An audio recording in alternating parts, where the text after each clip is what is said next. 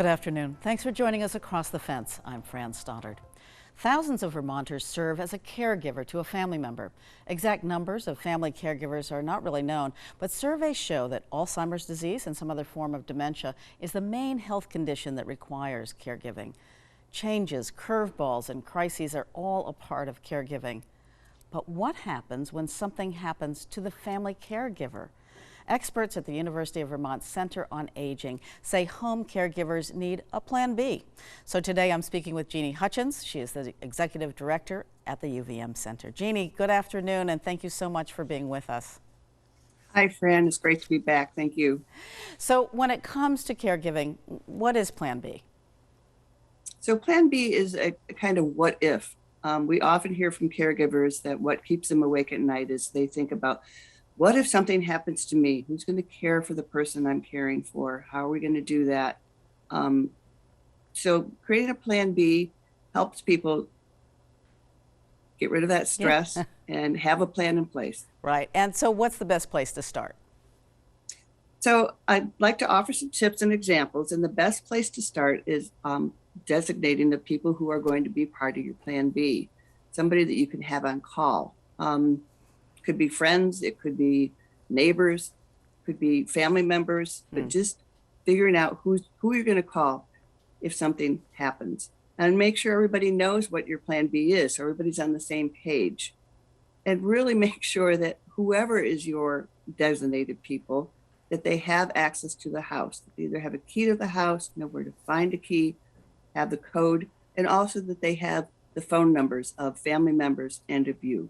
Right, of course, and then write down the plan. How, what is that plan, and how to share it? Right. So you need to write down information. Now, this information, your medical information, everybody should have written down whether they're creating a Plan B or not. Medical information for both you, the caregiver, and the care recipient. So who are your providers? What are their phone numbers? List of drugs. And where they're kept. You just think about if somebody has to walk into your house and start caring for the person, what are the things you're going to need to know? And the big thing too is, how are the drugs administered? Does the person you're caring for, do they have to have their drugs in an applesauce? Do they always take them with a cup of tea or a glass of milk? So just the little things that will help the person that you're calling upon to be able to take care of your loved one in a respectful manner. Sure. Write this stuff down too, especially people who have a dementia. Write down, what are their sleep habits? Do they sleep during the day? Do they take naps? Are they up all night? What do they like to eat? Do they need help in eating? Do they need assistance with toileting? Are they incontinent? Do they wander? People need to, be cognizant if somebody's a wanderer, to make sure that they're the doors are closed and that they keep an eye on them. What do they like to do? And then one of the big things is, do they recognize family and friends? So say they don't recognize family and friends, and you call upon even a family member to come over in case of an incident, and the person you're caring for doesn't recognize them. It can be very scary for someone. So we suggest that whoever you designate, that maybe you have pictures of them with their name, and you show that to your loved one every once in a while, maybe have it on your refrigerator or something, so they get to recognize these people. Or the person, when they come into the house, can point to their picture and say, see, this is who I am, and I'm here to take care of you. That's such a good idea. And also listing all those little details are so helpful for not only the caregiver, sleeping at night, but also the person that's designated to really know what's to expect as much as possible, and hopefully even meeting that person, stopping by now and again, or I would think just saying, I'm here, I'm the backup, I might be here, and having those photographs is brilliant. I love that. So what are some examples of when Plan B needs to be put in place? Okay, so remember, these are examples. So everyone has to create plans that are meaningful to their situation. So we're just going to run through some examples. So you're delayed for some reason. Say you're out running errands, you know that it's okay to leave your family member alone for a couple hours, and say you get a flat tire and you have to call the tow truck or whatever, and it's going to be a couple hours. So not only is the person you're caring for might become anxious because you're not coming home, but you might be anxious too that they shouldn't be alone that long. So who can you call to go over and just check on them, stay with them a couple hours, maybe feed them a snack or something. So that's just if you're delayed for a short period of time. Another thing that comes up is, say you're volunteering for the afternoon somewhere and you call to check in to make sure everything's going okay and no one answers. And you call a couple times and there's no answer. Very stressful. Maybe you can't leave right away. Maybe you're a long ways from home. Who can you call to go over and check on the person you're caring for? Just check in, contact you to relieve that stress, make sure they're okay. And if you can't find anyone to do that, you may end up having to call first responder for a wellness check. Sure. But again, that's where it's important to make sure that the person can get into the house. Terrific. Well, those are great examples, and also there are real emergency situations. Maybe the caregiver lands in the hospital. Yeah. So say you're home and you take a fall or you have an acute incident. Do you have a medical alert device? Does the person you're caring for have one? Can the person you're caring for call 911 for you if you're not able to, or can they at least hand you the phone? Another thing is a daily check-in. So having somebody call a couple times a day just to check to see how things are going. Maybe it's, a family member. The other thing that I know has been done for a long, long time, and we've done it here where I live with neighbors, is if there's a light on, okay, every morning you get up and you turn the light on in your window. That way people know that you're okay. Or you pull the shade up and down. Just as long as you remember to do it, so people don't get nervous. Get worried. That's a great idea. I love that, because often caregivers are also maybe an elder and vulnerable. So what happens in the case of, let's say you were in an accident and the caregiver is hospitalized? What then? Yeah. So worst case, you're in an accident, you're taken to the hospital.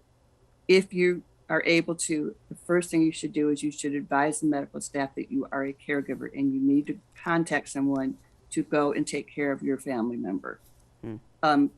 There are actually medical alert bracelets that, some people wear, diabetics wear and stuff. They're actually bracelets you can buy that have that information on it.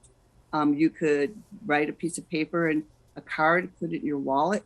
But in some medical records, electronic medical records actually have flags saying this person is a caregiver. But just thinking about if something were to happen to me and I'm taken to the hospital, who's going to take care of the person I'm caring for? Maybe it's just somebody that needs to go over and stay with them until they find out what's going to happen.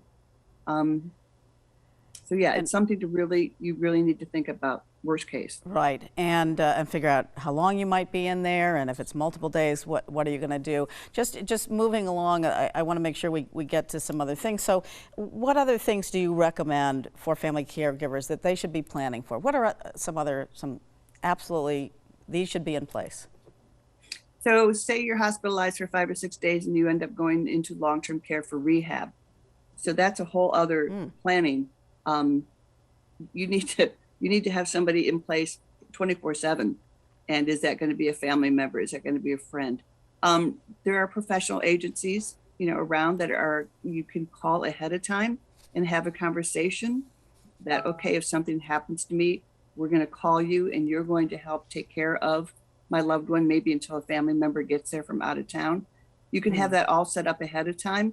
They know the information, they have everything they need to step in and do that. So yeah, there's a lot of things that you can do to plan ahead. Maybe you need to check out some long-term care facilities and set up something with them for respite. So, okay, if something happens, then maybe, they need to go into a place. Sure, and even legal matters, just quickly, you should have an advance directive and know where those are. Everybody should have this stuff. Hiring a legal person, elder lawyers, what they're called, that know how to do all these things, know how to get the stuff in place is very important. There are several around in the area, so we highly recommend that you do that. Great. Before, because we're starting to get near the end, and I just want to make sure everybody knows how to get in touch with you and your folks, because this is so helpful. So some resources to highlight about how to contact people that can help with this. Okay, so the number one thing is your area agencies on aging. And if you don't know who they are, they're if you call 211, easy enough, they can connect you with your area agency on aging. You can also, if you're using a computer, you can go to the Vermont 4A organization, which has all the agencies listed. Here's my contact information at the center. I'd be happy to send you information.